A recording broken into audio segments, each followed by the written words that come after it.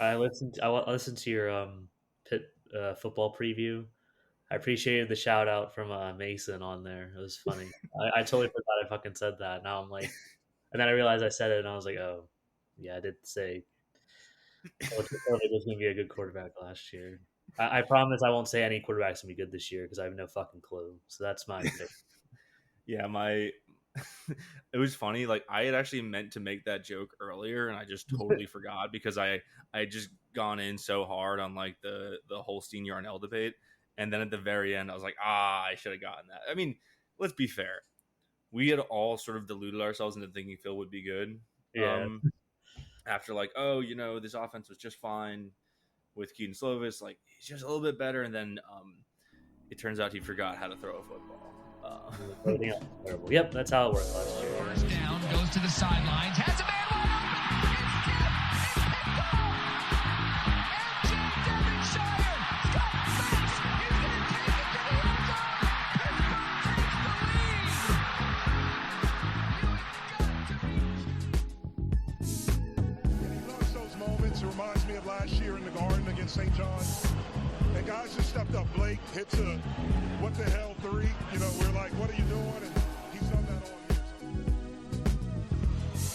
Klicka out to Bizzario. It's over. The Pitt Panthers have upset Wisconsin. Anybody, if he hits his field goal, up and got it. Sauls does it again. That's fine though. We're not here to talk football. Dom's on. You know why Dom's on. We're talking fucking volleyball. I'm in season preview mode. We, like Dom just said, we did our football season preview last week. Right, yeah, it's last week. We're gonna talk volleyball because we can. We're talking for the people. Yeah, I mean, it's volleyball season. Less than a week away until the season opener. I think if you aren't excited, you should be. So we're going to make sure you are excited through this preview.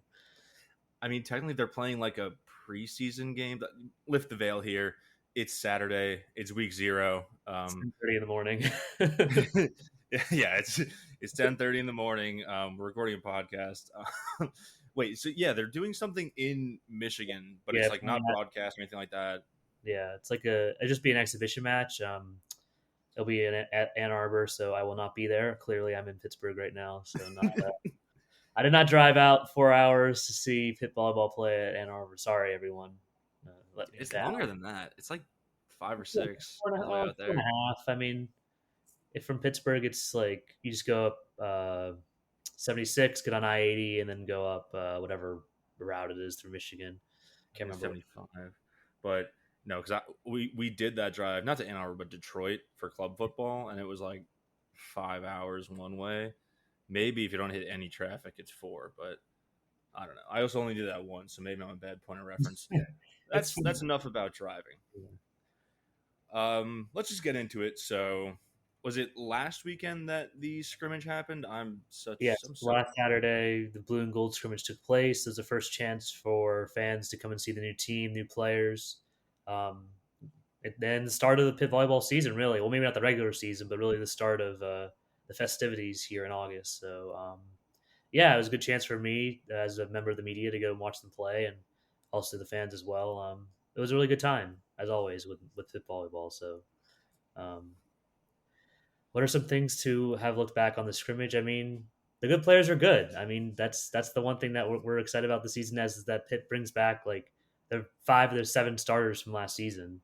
You have AVCA National Freshman of the Year and Olivia Babcock at right side. I mean, there's so much I could say about how great she was last season, but I mean, she's just one of the best players in the country. I really don't know how else to say it other than Pitt became a different program with her arrival and her growth throughout last season. So her being here for this season and the next 2 will be massive, as it was last season for this team trying to win their national title. So just starting off with her, obviously, because that's who people want to hear about the most, apparently.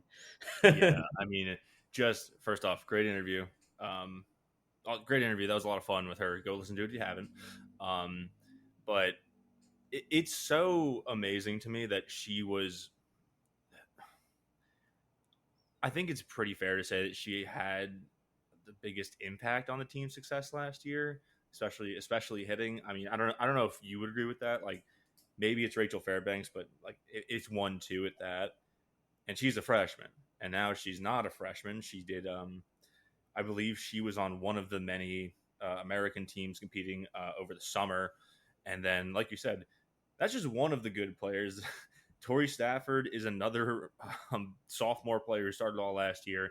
6-year seniors in, excuse me, Valeria Vasquez Gomez and specialist Kat Flood, and then all-world setter Rachel Fairbanks. And like, yeah, I mean, to put it lightly, that's pretty good to come back to. Yeah, I mean, just back to Babcock. Yes, she was a part of the USA team, so the USA played in the Olympics this year. So their main top team was not home to play in one of the many tournaments that they had. So the North Dakota Women's Final Six Pan American Cup, or the Pan American Cup, sorry, the end of June in the Dominican Republic, she played with. She was the only freshman on that team, so it was made of entirely college players. So these players are like who the USA Volleyball national, like the program from. Well, they believe like has a chance to play on the national team in the years to come. So that's an incredible accomplishment for her. They didn't win it. I also was surprised that Rachel Fairbanks wasn't a starter on that team. She was just an alternate, so she didn't play. Whatever. I mean, I think Rachel Fairbanks is maybe the best setter in the country, but some others may disrespect. That's disrespect. That's whiteboard fucking material. Also, I hate to cut you off. I fucked up. I forgot Emmy Click is back. That is, I knew I was fucking forgetting someone. So my bad. Hand up. Sorry about that, Emmy. Yeah, I mean, back to Rachel Fairbanks or the USA teams. Yeah, I mean, it's just an incredible accomplishment for Olivia. But I mean, listen, the 2028 Olympics are in Los Angeles, so if you're Olivia and you're playing the way you are right now, you stay healthy. By the time you're out of college and you're playing professionally in one of the two USA volleyball leagues that we have now, as the sport continues to grow for women, maybe you'll be in LA playing in front of packed out crowds and rabid fan base at home. I mean, that would be incredible, and in your hometown. So that's like an incredible accomplishment for her, and really sets her on the trajectory to achieve that goal. Yeah, she's going to the other league, right? Not the one that's currently playing, but it's like not the Pro Volleyball Federation that started, the second one that's going to start, the League One volleyball. She will be a part of that. Rachel Fairbanks is in that, and also Serena Gray, former Pitt great Serena Gray, middle block, will be there as well. So excited to see how that league does. Although I wish it was just one big league with a bunch of cities, but what do I know? Yeah, I don't know. I guess they're sort of doing like European model on this, which I guess makes sense because it's a smaller sport and you kind of want to have as many chances at success as possible. I agree with you that like one league, at least in America, people don't have the fucking attention span to follow more than one league. Yeah. Like a rabid like volleyball fan, this is the only sport you watch. It's probably going to be difficult for both. But maybe you will. I mean, I don't know. There's lots and lots of volleyball fans that just love the sport, and I think that maybe it will do really well. But it just depends on the attention span, I think, after college volleyball, which seems to be the most popular of, especially in the States. That's what people tend to watch the most. Outside of like the USA volleyball team. Yeah, I mean that makes sense just because it's the only borderline professional league with like adequate TV coverage and like national media coverage. I will say, just speaking on that, like the fact that Lee Babcock got that offer for the league out of her freshman year says something about it. She also is like sponsored by Red Bull, so like this obviously has nothing to say about her talent, but like she got a fucking Red Bull sponsorship, man. She's good at this shit. Now it's like at this point with the players we know, there's sort of not a lot to preview. We know they're all really good. We know what they can do. The question mark in this lineup is at middle blocker. Because Emma Monks obviously graduated last year, and the person they brought in over her, Monks started as a backup last year. Bree Kelly is coming back from an injury. Now, she did play in the scrimmage, but this is sort of like a 4 or 5 way race to see who's going to be starting there. So last year, the starters were actually Bree Kelly was a starter at the beginning of the last season. She came right. So it was so Bree Kelly and Rachel Jepson, they were the starters actually at the beginning of last season. So what happened was in the 4th game of the season against Florida, Bree Kelly's killing it. And she suffers an injury. I can't remember if it was the first or the second set, and that it was a really devastating injury. She was obviously out for the season, and that injury really hampered her. Even in the spring, she wasn't playing at 100%. I don't think, but I don't want to comment on that to say like I know, but I could tell like maybe not at probably what her best is. But I mean that's fair. I mean you don't want to re-injure yourself. That's a really difficult injury to deal with when you're when you're on the court and you jump as much as you do. Like I think it was an ankle injury if I remember correctly. Like that's not something you want to yeah, that sounds right. Be irrational with. You want to make sure you're being careful with that, especially if you're healing from it, and especially if you're taller like she is. Right, she's 6'2" at least, if I remember correctly. So yeah, devastating injury for her, really disappointing. But and then Rachel Jepson got injured towards the middle of the season as well, so they were both out. So Pitt was running with 2 middle blockers last season. Not ideal if you're Dan Fisher or anyone else on the team to have only 2 middle blockers. But guess what? You had Chiamaka Nwokolo and you had Emma Monks, who played out of their minds throughout that season. I think Emma Monks was an honorable mention for the All-American. She set the program record with a block assist. So for a 1-year transfer, I mean, Dan Fisher did his thing, and she did her thing as well. So that was a great transfer when Brie Kelly and Rachel Jepson went down. Then also, Chiamaka Nwokolo also played great. She finishes with the career high hitting percentage in program history for Pitt. So, I mean, 2 great players for Pitt last season. Really made sure they made the Final Four. Without them, they don't. If you're a Pitt fan, you always remember Emma Monk's final kill in that set against Louisville. In the fifth, like right off the, I think it was Elena Scott, who is probably the best, or the second best libero defensive specialist in the country. So, I mean, right off her face. So, I mean, that was a pretty awesome way to end an amazing reverse sweep. But, I mean, yeah. Now Pitt's got one returning middle blocker from last year because Rachel Jepson also left the team, which we discussed in the previous podcast on volleyball. She is currently in France, in Paris, as a part of a mission. She's a Mormon, so doing some missionary work over there. All the best to her, I guess. I mean, she'll be gone for 18 months, so she started in April, and she'll be gone through next October, which would keep her out for next season. I don't know if she'll be back with the Pitt team, but they need middle blockers. So what does Dan Fisher do? Well, he already had one middle blocker come in, Ryla Jones. She's from Fort Washington, Maryland. And she looked really good in the spring, but also he had to go internationally. We love international players here at Pitt. That's right. There are many different programs, especially as I met Pitt men's soccer, as a person who covers Pitt men's soccer, most of the team are international players. So. But back to volleyball, Dahlia. Well, first they got Bianca Garibaldi from Argentina in January. So they had 2 middle blockers in the spring. Very, very important to make sure you have your young freshman middle blockers in and playing early on so that they can get acclimated with the team, figure out how they're supposed to play, and get to that level of, the Pitt gym is really high level. There's very few gyms in the country that has a high of talent throughout their entire roster that Pitt does. So being in that gym, practicing every day is incredibly important, and getting both Ryla Jones and Bianca Garibaldi in was incredibly important. And then Dahlia Verlin, who has been with the Romanian national team at times and some of the youth levels as well.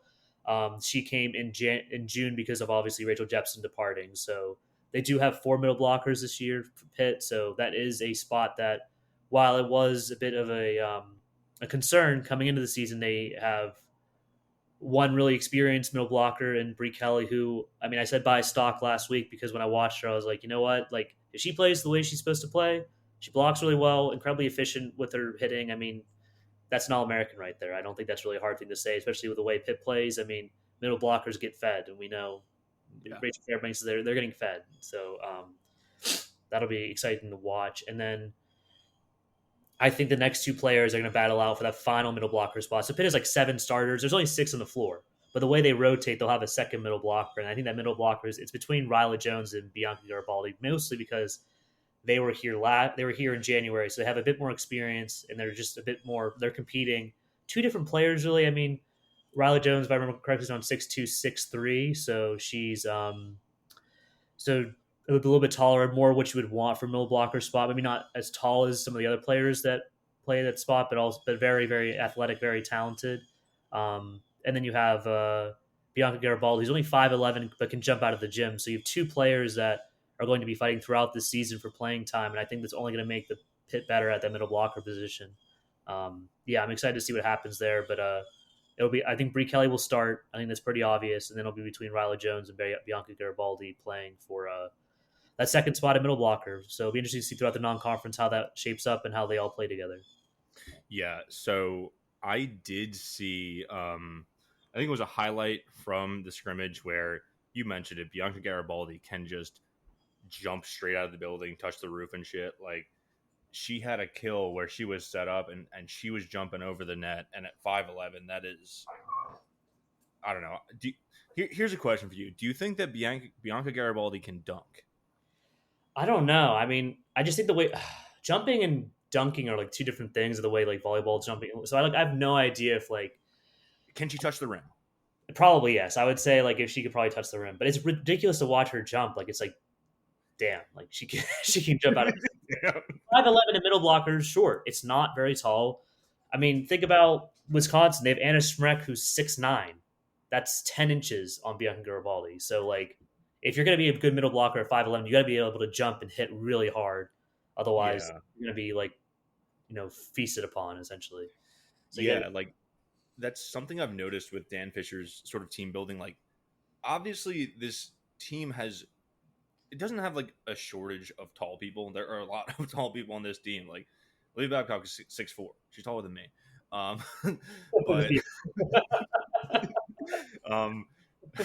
a lot of girls on this team are the same height as me. I'm a pretty tall guy, but like the way Dan Fisher's built this team is not through like I think it's very Big Ten to just get the tallest players you can, and they kind of have a stranglehold on it.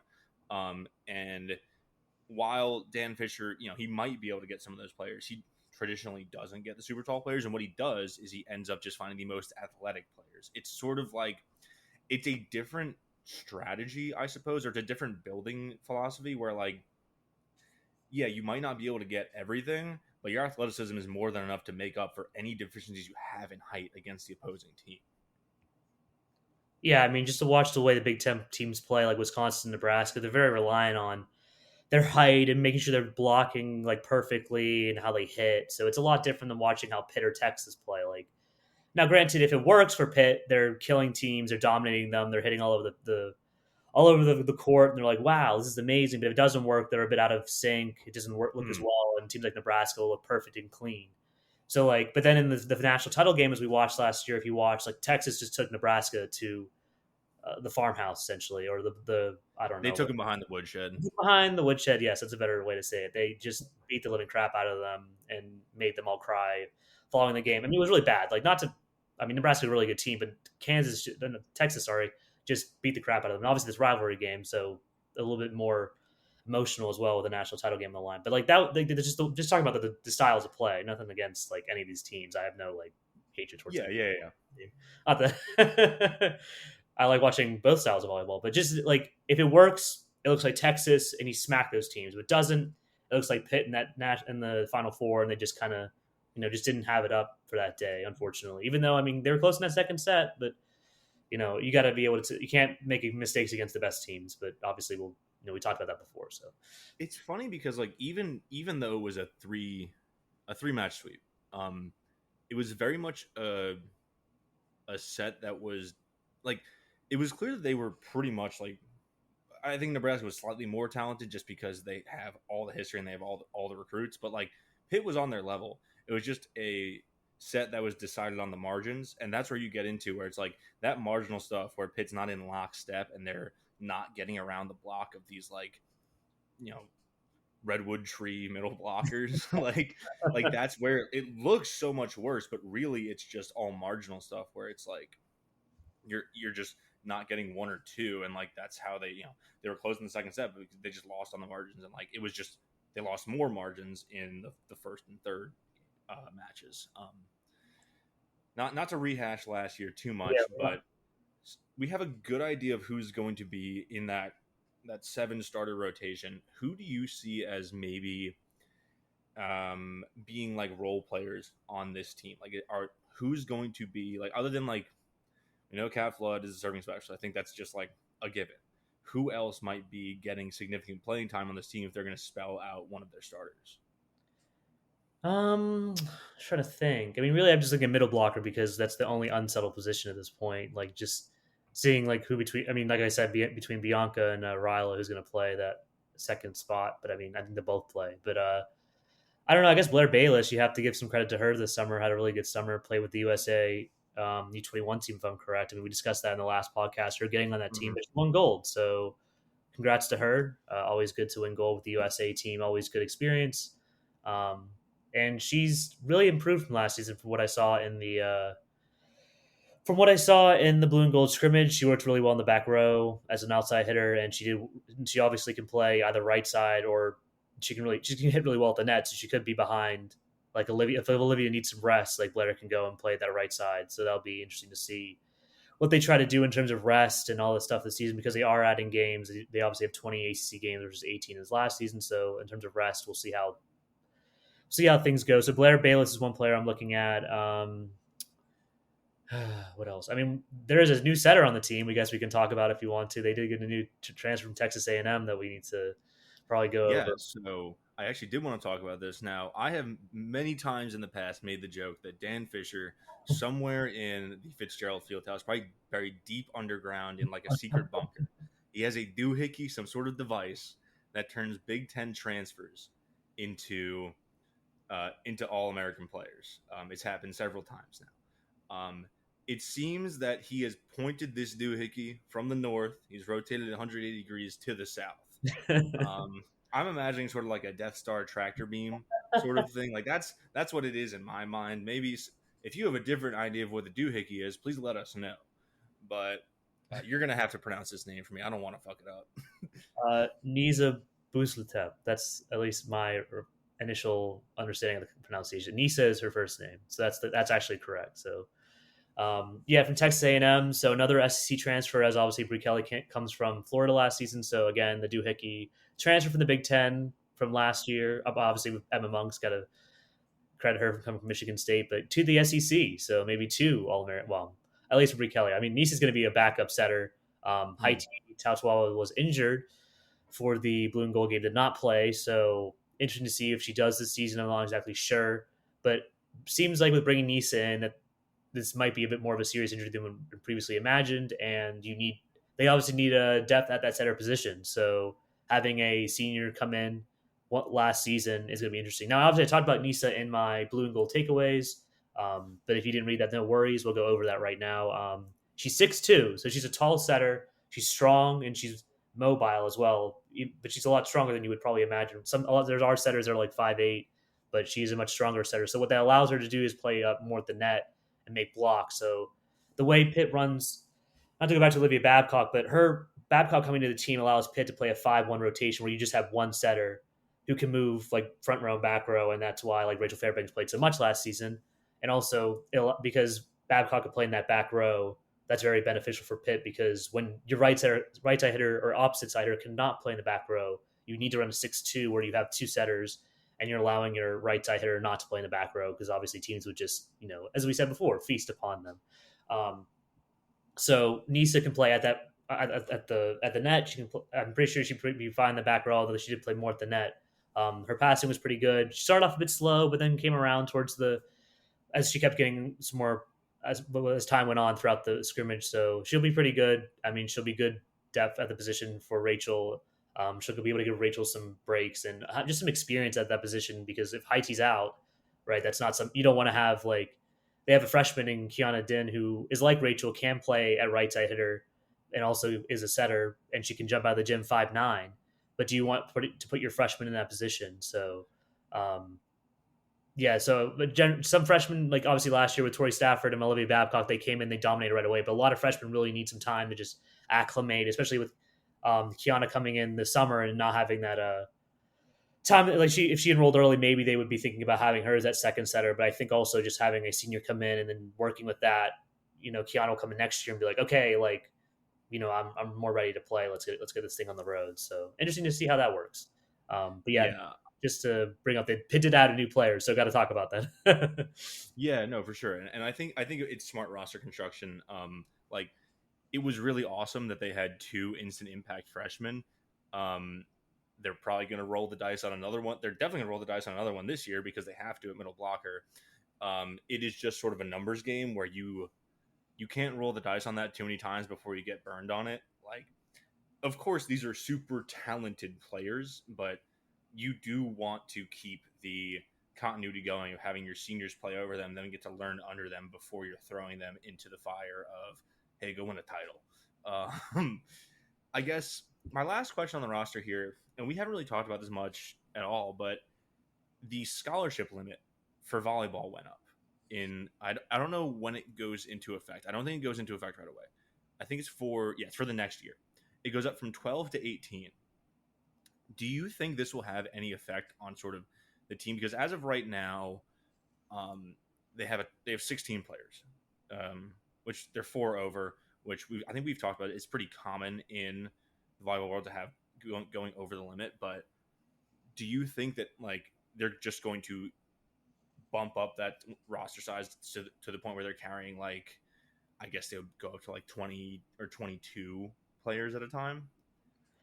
I don't really know, honestly. The way non-revenue sports work, like I can say for certain that not every one of these players that Pitt has in their roster is on a full scholarship. Like the way, like even like I think we spoke about this before, like just non-revenue sports players are generally not on full scholarship for the most part. They're on like high scholarship, or maybe they are in a full scholarship. But a lot of players are on like 50% scholarships or something a little bit less, like a partial scholarship, right? So that's obviously going to affect football as well. There's like benefits and negatives to this as well. So it's more like I think it depends on how much an athletics department money, in terms of the money they have and what they're willing to spend and what makes sense. Because for Pitt right now, I mean, do they really need more than 16 players?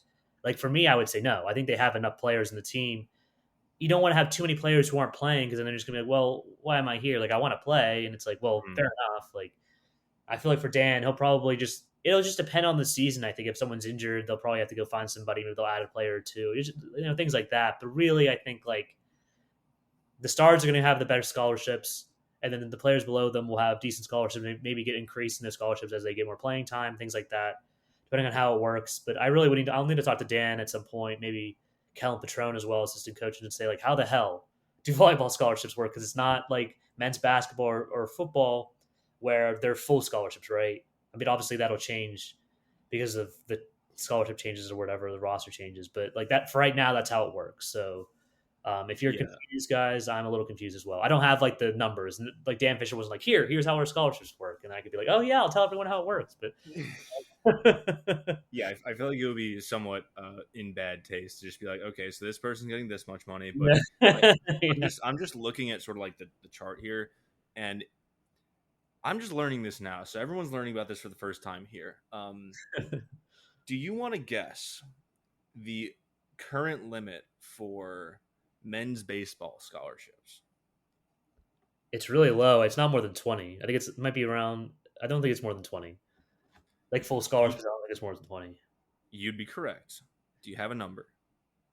Like 18, maybe around there, or maybe even lower. Like I think it's either like 11 or 18. I can't remember which one it was. All right, so the number is 11.7. Yeah, yeah.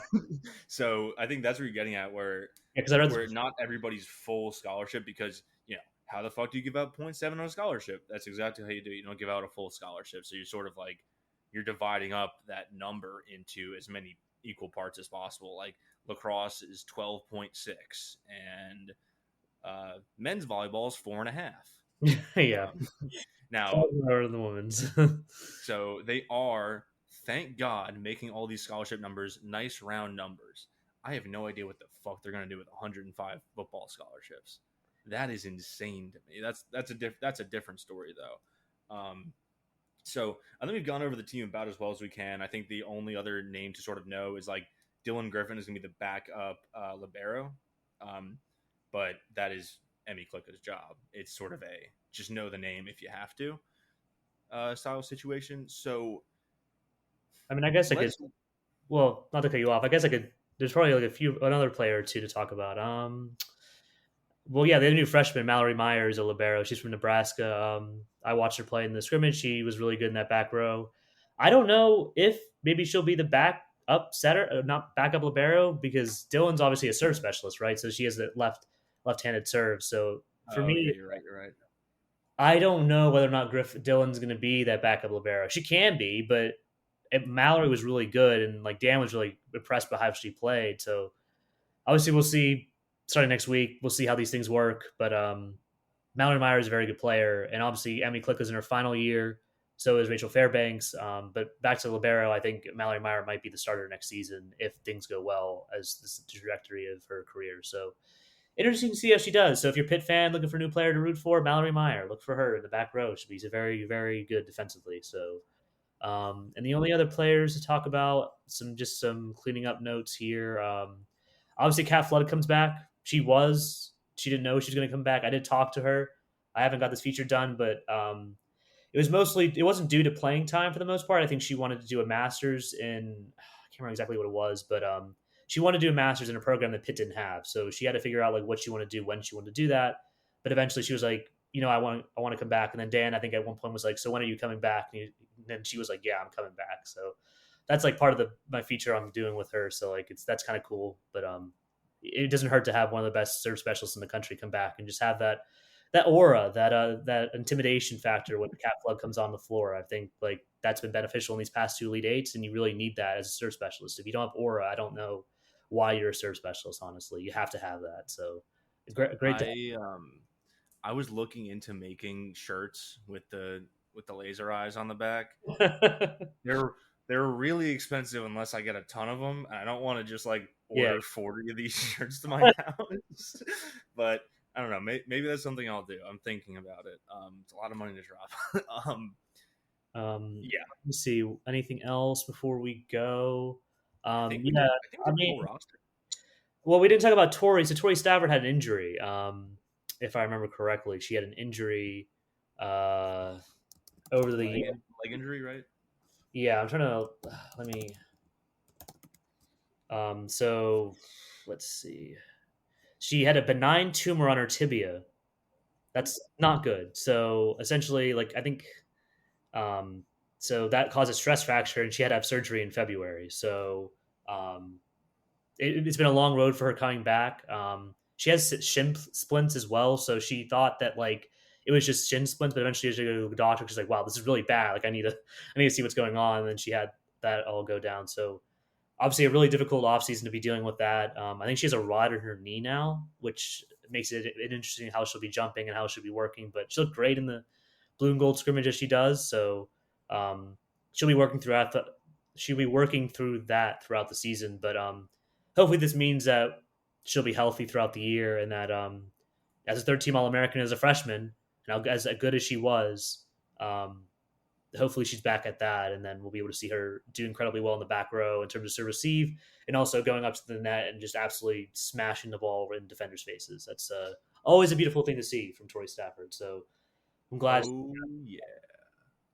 Because surgery is not fun, and so I'm glad she's coming back from that. Yeah, so you did say throughout the season. I think that's a pretty good segue. Let's talk about the schedule. Hell yeah. Now, I think we did sort of talk about it, but I think the games I want to talk about are the ones we know are good games, and I think, but more importantly, what's going to be on national television and sort of easily watchable. A lot of these are either, if we don't mention them, they either don't have a broadcast or they're on ACC Network Extra or ESPN Plus, so you have to do some digging on an app to go and find the game. And I'll just list them off here. So the first game, the season opener, at number 10 Oregon, that's going to be on Big Ten Network August 30th. The next nationally televised game is at USC on Wednesday, September 11th. That's also on Big Ten Network. The first nationally televised home game is Penn State, September 18th on ACC Network. After that, it is a little bit September 29th at Georgia Tech on ACC Network. Then you get the home game against SMU on ACC Network, October 9th. The away game that like 2 days later is actually not, which is very funny. Stanford, October 20th is on ESPN. This one I'm going to pick a bone with. This is the only one I'm going to mention. The home game against Louisville is on fucking ACC Network Extra. Fuck you guys for doing that. This is a game in the Pete, and they're like, we're going to throw this on ACC Network Extra. Yeah. That's a fucking travesty. Like, what are you doing? What are you doing? Like, we'll get back to it.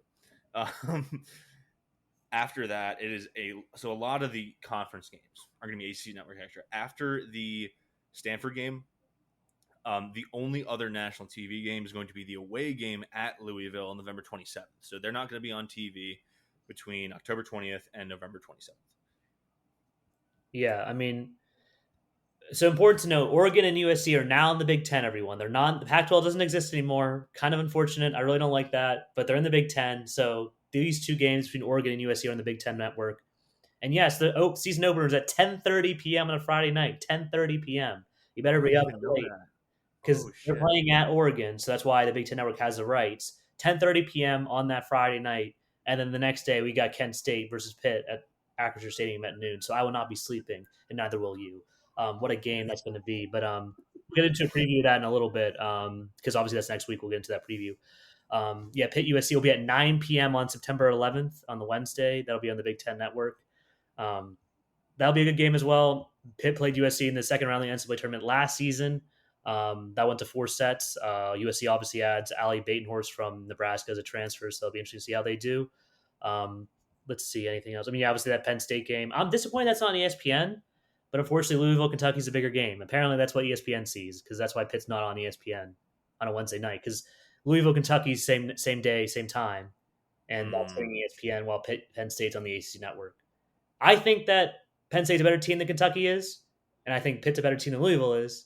So I think they both should be on ESPN, but I digress. Whatever.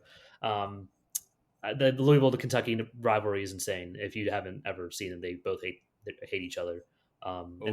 and they enjoy hating each other, and that's what college sports is all about: rivalries. Obviously, that Georgia Tech game is going to be massive. Second ACC game, big game.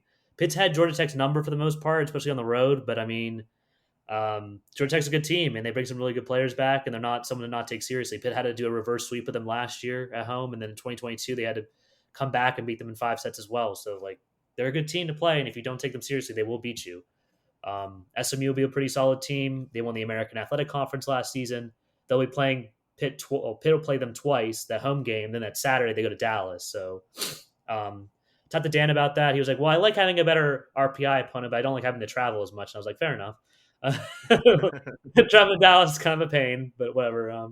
I get that. And then obviously that Stanford game's at 3 p.m. So unlike the normal 1 p.m. start for Pitt home volleyball games on the Sunday, that'll be a 3 p.m. game. So, and also at the Fitzgerald Fieldhouse, not at the Pete, because they're going to have that Louisville Pitt game at the Peterson Event Center, which is not on TV because ACC is a soccer conference and men's soccer takes for some reason it takes precedent over this game. I don't know. I mean, as much as I love men's soccer, I like watching Pitt play soccer. I think that there's a bigger audience for a Pitt Louisville volleyball game at the Pete than there is for that. But what do I know?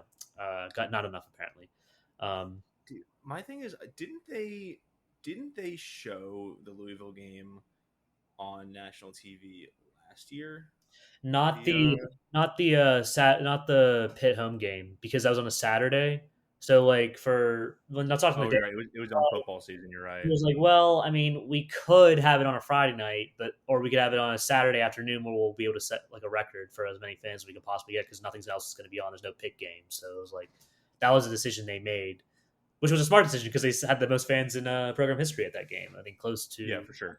fans. So good, smart idea. Sometimes you got to do it for the fans and not for TV, which I wish they would do for more men's basketball. What do I know? We all love our 9 p.m. starts on the Tuesday. Actually, I do have a question about that. Do you think that? Because I'm looking at it, right? Like this is part of the stuff we didn't talk about, but Pitt plays Florida State at home the same night as the backyard brawl. Now that game is already scheduled for 7 p.m. Do you think they're going to push the backyard brawl to 9 p.m. like they did in Morgantown last year? They might. I mean, we'll have to wait and see. I think it'll have to be a decision between. I think what would probably happen is they might move the Pitt Florida State volleyball game earlier, and they might try to push They may try to put the Pitt basketball game later because that's a big game. I mean, like people forget that Florida State beat Pitt last year. They held Pitt off of a reverse sweep comeback, and they won. I mean, controversially, but alas, whatever. But they were ACC champions, and they got that automatic qualifier spot because they beat Pitt. They had the same record, so this is a good. Florida State is a good team, not a team to ignore. Let's go through the schedule as well. Not again, but there are some other teams that Pitt's going to play that are ranked because the rankings did come out. Pitt is number 4 in the preseason AVCA poll. I believe that's their highest in program history. Unsurprising after a Final Four appearance, and the other 3 teams that made the Final Four last year are also in the top 3. Texas that won is number 1. Nebraska that beat Pitt and was runners up. They are number 2, and then Wisconsin was another semifinalist. They're number 3 because they're Wisconsin, and that's how teams see them. Well, fair enough. They're a good team, whatever. And that's the top 4 for you. But let's see. Let's look at some of the other rankings and who else. Let's see who else Pitt plays. It's got a really high ranking. Let's see. We love looking at rankings on this So show. We're scrolling. Yeah, we're scrolling because I don't remember all the time. But that Oregon game is Oregon's number 10. They come in number 10. We'll talk about them in a little bit with the preview, but they are number 10. So it's a top 10 matchup to start the year. Important note that people forget: Pitt's lost their first game of the season in the last 2 seasons. They lost against San Diego in 2022. They eventually made the Final Four, so not as bad of a loss as initially thought. And then they lost to BYU last year in Montana to open the season.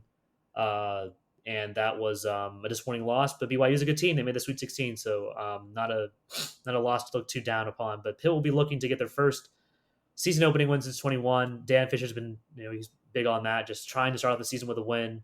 Doesn't hurt if you're trying to make the Final Four again, trying to host and all those things. So winning the first game is always a good start. Dude, this schedule is loaded because, like you mentioned, Pitt's ranked 4.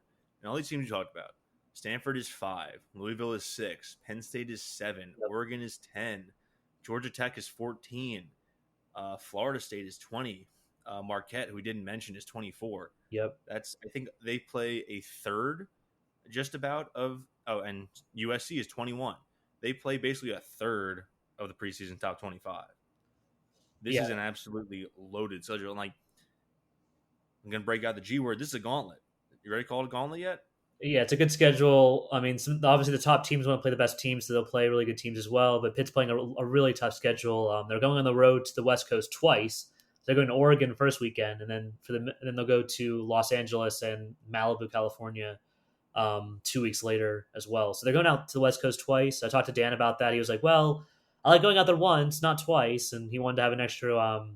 They're trying to schedule an extra home schedule, like a home weekend, because they have one home weekend for the non-conference. They wanted to have 2, but unfortunately just they weren't able to do that. And then just a little tidbit with Penn State, that'll be a home and away sort of contract. So next year Pitt will be playing at Penn State. That'll be a crazy environment as well. So yeah, that'll be a hopefully annually until the end of time game, because there's no reason that Pitt and Penn State shouldn't be playing each other in any sport. And now back to the schedule. Who else they play that's pretty good? Pepperdine is not a bad team. They received 30. They had 30 points. They're not votes, right? They're not vote. It's not votes like it is in like the AP poll. So it's like it says 30 points in the poll. So, but they made the NCAA tournament the last 4 seasons, and they also won the WCC last season as well. So that's a good mid-major team to have for Pitt's resume for the RPI. Obviously, as we said before, with the RPI. The higher RPI you have, the better record you're going to get a chance to host in that Final Four, and will host through the Final Four. So like Pitt last year got the last number 1 seed. They hosted the first 2 rounds to the Peterson Event Center, and then they hosted the Fitzgerald Fieldhouse for the Sweet 16 Elite 8. That was big, especially coming back against Louisville in that reverse sweep, the second of the season in that Elite 8. So playing at home is important, and you want to make sure you're doing that. You got to beat the teams. You got to beat the best teams, especially even the mid-major ones. So. Yeah, so a good team to have. Pepperdine's a good team to have. We spoke about Marquette as well. SMU also received votes. Yeah, they received 76 points in the poll. So did Miami as well. So there's some. I mean, the ACC is not as bad as people make it out to be. There's some good ACC teams, especially with the addition of Stanford, and SMU is a pretty solid team as well. So that's good. Those are good additions. And as I said before, Pitt will play 20 games in the ACC instead of the 18, and then they'll also have 3 home and away instead of the 4. So there's 3 home and away. Obviously, Louisville and Georgia Tech are still there, and adding SMU. Unfortunately, they will not be able to play Syracuse home and away as I did last year. Syracuse, a team that won 2 games last year. I think if you're Pitt and you're trying to get a better RPI, you're not too sad about not playing Syracuse twice this season. But I think, though, as a fan, that is a huge loss for fans, because Syracuse, if nothing else, was a great game to throw on, because they would just have the funkiest lineups. You had Cat Flood and middle blocker. They were basically just having fun with it, and it's so mean. On a coaching level, it was just so mean to just be like, yeah, we're just gonna do this. Fucking just have fun. Like, it's basically like when Mariano Rivera was retiring, they were kicking the tires of him playing center field in his last game. It's doing that. It's doing that basically. Yeah. Um, yeah, that's that. I mean, they got a good schedule, man. I think that's the only way to wrap that up. I mean, we talked about it earlier in the last pod. If you want to listen to that podcast, you're more than welcome to. We went pretty in depth on some things, so in terms of schedule. So I don't think we need to harp on it too much here. But yeah, Pitt's got a good schedule. They play some good teams, especially in the non-conference, and it's going to be a wicked season. So that's all you need to know for the most part. If you didn't get anything out of that conversation. Yeah. Yeah. I mean, I guess in terms of like expectations here with the regular season, like basically, is it safe to say that the bar has been set to the point where it's like, if you're not winning the ACC, if you're not at least in the mix for a top 4 seed overall in the tournament, being one of the number 1 seeds, like that's where they're expecting to be at the end of this year. Yeah, they're expecting a national title. I think even as a fan, you can see like this team could win a national title. You've been in 3 straight Final Fours. Only team in Division One to do that, right? So that's a big deal. But the problem is like you never been in the national title game. You haven't won it. So as much as it's been fun to go to the Final Four and it's a great achievement, if you're Dan Fisher and you're the 5 starters who've been there, especially, I mean, Valeria Vasquez Gomez, 6th year. I mean, Kat Flood, she's in her 5th year. You know, Emma Klicka and Rachel Fairbanks are seniors. So their last year, right? So they're all looking like, well, we've been here before. Why the hell can't we win this damn thing? Like, why not? Why not us? Why not Pitt? Why can't we do it? Yeah, maybe we don't have the history that other teams do. We've been damn good these last few years. We know what it's like to get here. We can play in any big game. We can come back against any team. Why can't we do this? And then I think with the expectations, at least for me, is that they could win it all. Now, there are other great teams, but I'd be surprised if they didn't make the Final Four. I think if they're healthy and they play the way they've done, and they play even better than they did last year, I mean, a Final Four is like, that should be like where they should be. I mean, I really don't know where they're going to lose on the schedule. I'm looking at the schedule. I'm like, where do they lose? Because they have their hardest games at home. Like Stanford is at home. They'll play Louisville at home and maybe on the road. But I think Pitt's a better team than Louisville is. I think especially at the end of that the last game they played them in that Elite Eight. I mean, Pitt kicked their ass. I mean, they won the 5th set 15-7. That's not like, I mean, that's not like a joke. Like that, like the first reverse sweep was really close and teams were going back to back and Pitt it was amazing. They won that game. Obviously they helped them secure that number 1 seed to host. But they beat Louisville really badly after those first 2 sets they lost in the NCAA tournament in that Elite Eight game. Like they really just kicked their ass. It was like, wow. Like I didn't expect that to happen. I was like, man, they're gonna get swept and all this stuff. And they just came back and it was like, wow, like they really just took it to them. And it's more just like, can they just play like that all game? Why can't they start out that good? Like they can't. I mean, like they said against Nebraska, they went down 2 sets, and it's like you can't do that, right? Like you can't against the very best teams. You got to just come out and play. So that's the biggest challenge for me is just like if they can come out and they can just play and they do the best they can and they start out with a win, like there's no excuse. I just think they got it this year. They know what it's like. Like Tori and Olivia were there last year. They know what it's like to start out a season. So and Brie Kelly, I know she was injured, but she's played before. She's been like Florida is a good program, so like they know what it's like, and the freshmen have an understanding of what the team wants. So like, I mean, for me, it's like they can win a national title, but they'll have some great competition with like Texas and Nebraska and some other teams. But like, I'd be surprised if they don't make the Final Four. I think if they get a number 1 seed, they probably have a Final Four as long as they play to the best of their ability. And no serious. Yeah, I think in terms of like the schedule, in terms of like where I could see a loss, obviously they haven't opened up great the last couple years. Like at number 10 Oregon is tough. Yeah. Just because Stanford is Stanford. Yeah. That's going to be tough, even though it's at home. And then Louisville clearly can go either way. Yeah, they might split that series again. Honestly, just the way the history's been, they'll probably win at home, lose away, maybe. But maybe they win on the road. That'd be crazy if they did. That'd be a huge win if they win on the road. But yeah, and then maybe like I don't know, the fact that the SMU games are back to back is like that one's got my eye, but like that's like me sort of forecasting a Pitt loss, and I don't want to do that. But I'm eyeing that.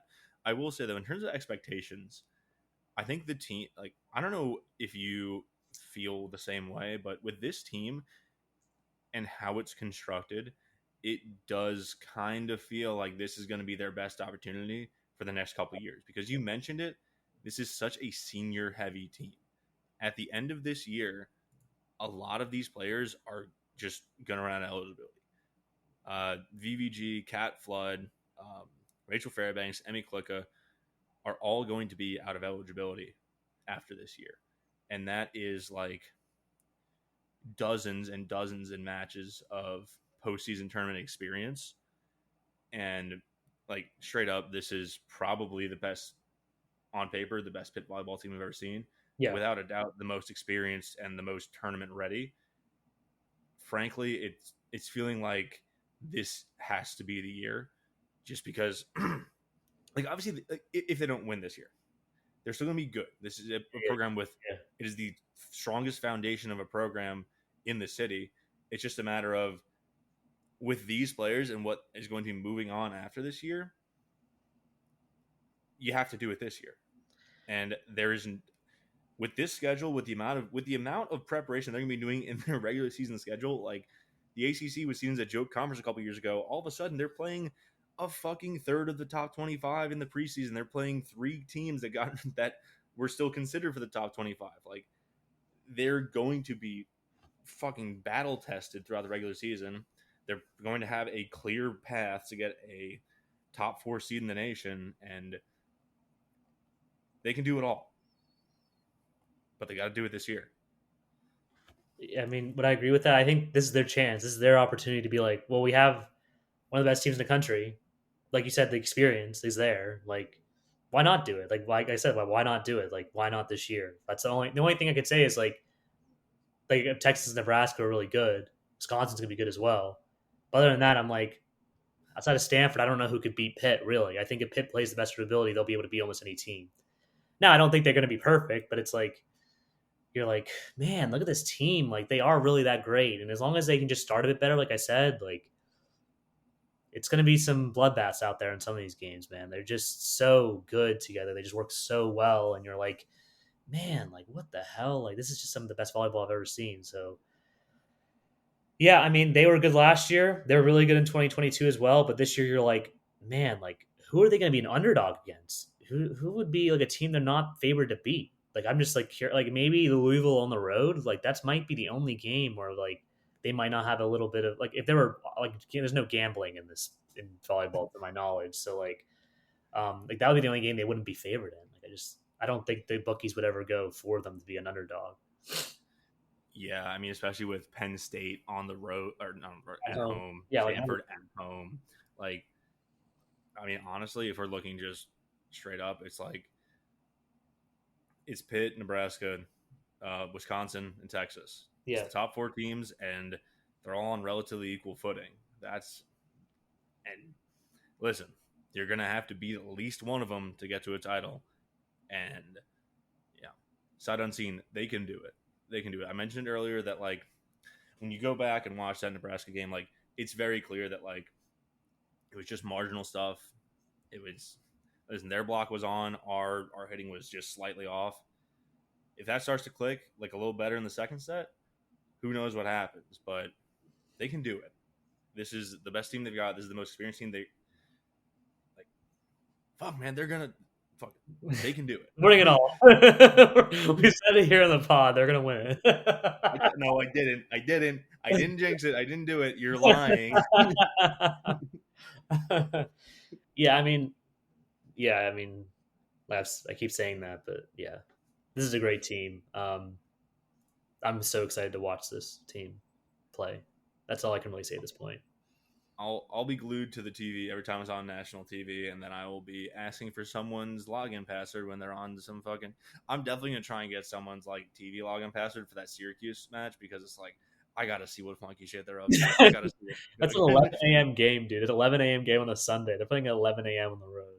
That's so fucking funny. That's such a good way to just ease into like NFL. It's Yeah. just like oh. That game's like an hour and like 10 minutes No, so that's like perfect, right? You ease in with just like some funky ass lineups, and then you put on your NFL pregame show of choice, and then I'm turning on Red Zone. This might be a hot take. I love Red Zone. I know a lot of people are kind of anti Red Zone, where it's like it's too much. It's sort of it's TikTok football because you're always swiping through your games. But I like it. I like Red Zone. I'm gonna grab some water real quick because I'm out of drink. But we'll talk Oregon when I get back.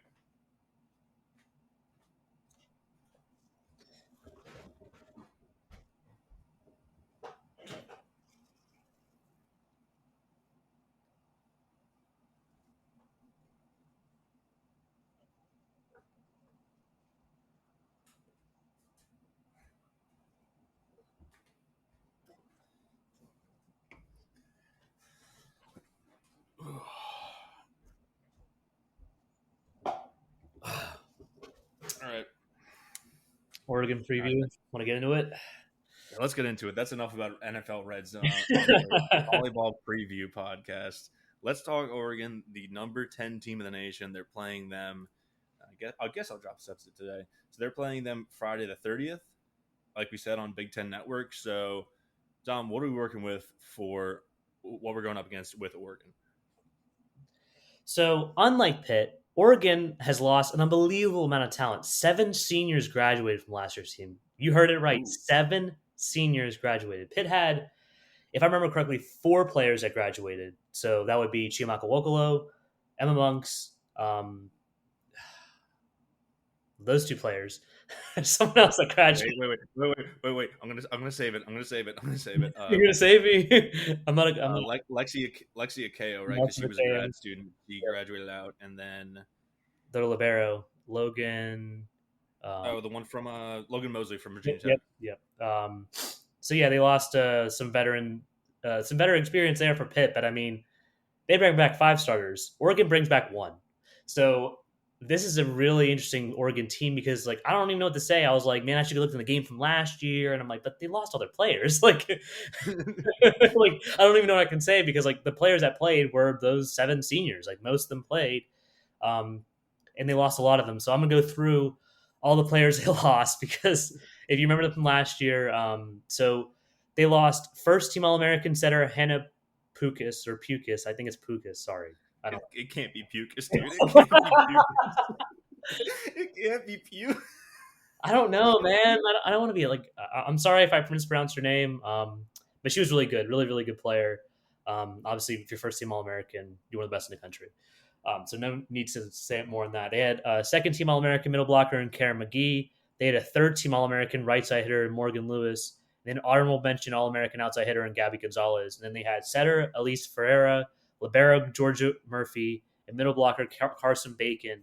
They are all gone from their Elite 8 run last year. So a really, really new and different team for Oregon. They do bring 1 player back, though. 1 player, a very, very good player. And that player is Mimi Collier. She was the 2022 ABCA Freshman of the Year, National Freshman of the Year. She's a junior outside hitter. Last year, she was a ABCA honorable mention. And against Pitt, she had 19 kills to lead the team, or like tied with the team lead. And she had 6 service aces. Count them, 6 service aces. Pitt is probably going to be pissed. Well, I'm pretty sure Pitt was pissed when they gave 6 service aces to a player. That's probably like a record in recent history that I can remember. But that's not good. You don't want to be allowing 6 service aces in a game. No, I think that's most experts would consider that a bad move. That's not very good in your serve receive if you're giving up 6 service aces to a specific player. But I mean, she's their sole main returner for this team, so she's a great player. That's who you're going to be looking to watch out for. And like I said, Oregon made the Elite 8 last year. They beat Pitt in 5 sets on September 14th, 2023 at Fitzgerald Fieldhouse. They won the first 2 sets. Then Pitt came back, won the second, third, and fourth set. 5th set, they were up 13-12. But a little unfortunate errors from Pitt, and Oregon won that 5th set 15-13.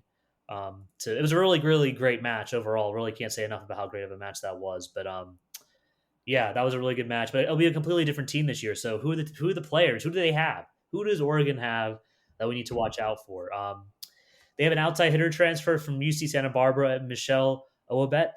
She was a 2023 Big West Player of the Year, an AVCA All-American honorable mention.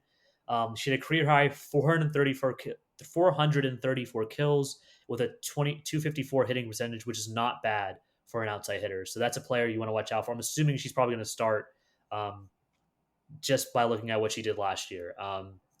Who else do they have? They have Anya Ofegbu. She's a redshirt senior middle blocker. Did not play last year.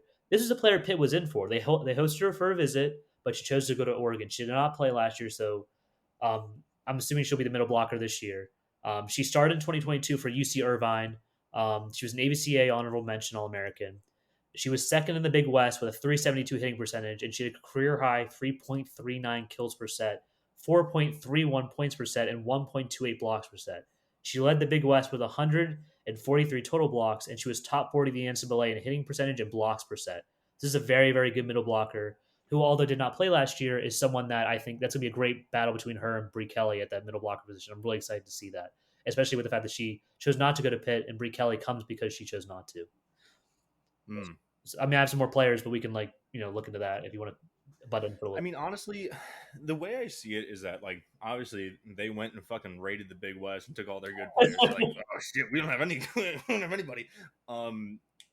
We do know that like Pitt tends to start off slow, and it's always hard to open up the season against a team that's good year in year out. I do think that overall, the fact that Pitt is bringing back 6 players, I mean, like you can really say 7 with Bree Kelly, but like, um, 6 to 7 rotation players that have been together for multiple years, and have more experience working together than a team that is mainly built off of transfers and other people from within the program. I do think it at least is a favorable matchup for Pitt in that sense, where they'll probably have less glitches than Oregon because it's their first match together. It's basically their first match playing together as a team, and it is certainly not Pitt's. Yeah, I mean, as you said, I mean, like it's going to be really tough. It's just because Pitt starts off a bit slow, but like I said, I mean, if they play the way they're supposed to, they should probably win this game. I think just with the loss of Oregon had, that Pitt will probably be a better team because Oregon's probably going to start a little slow. They have a lot of new incoming players, which is more I'll get into, but I think Pitt will have the upper hand there. Should I go into some more players if you want me to go into them? I mean, I don't know. I don't know. We'll find out about them on Friday. Overall, though, I'm feeling good. I'm predicting a win on Friday the 30th. This is just an experience thing. It is a playing system thing, and I think it's going to show up a lot this season. Where Pitt is, if not the most veteran team in the country, maybe it's top 4 for sure. Yeah, with the players, I mean, and also good veterans because you have a lot of veterans who are just all right, but this is Yeah, veteran and that's plus star talent. There you go. That's how it works. yeah. So looking forward to it, man. Yeah, I mean, I'm excited as well. 10:30 p.m. Everyone, you better be awake because you know what? I'm going to be awake as well. But if you're on the West Coast, 7:30 start. That's easy for you. Yeah. A little bit harder for me. I mean, I'm up late, but just having it up in the morning for that Kent State game is not going to be fun. But I'm excited. Pitt sports are back, ladies and gentlemen. Pitt sports are back. The soccer team's kicked off, and football and volleyball start next week. So I mean, let's go Pitt, I guess. Ladies and gentlemen, we made it. We made it. Our long national nightmare of spring sports and the summer of no sports is over.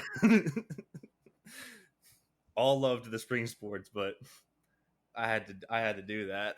Time for some winning now. I want to see some wins.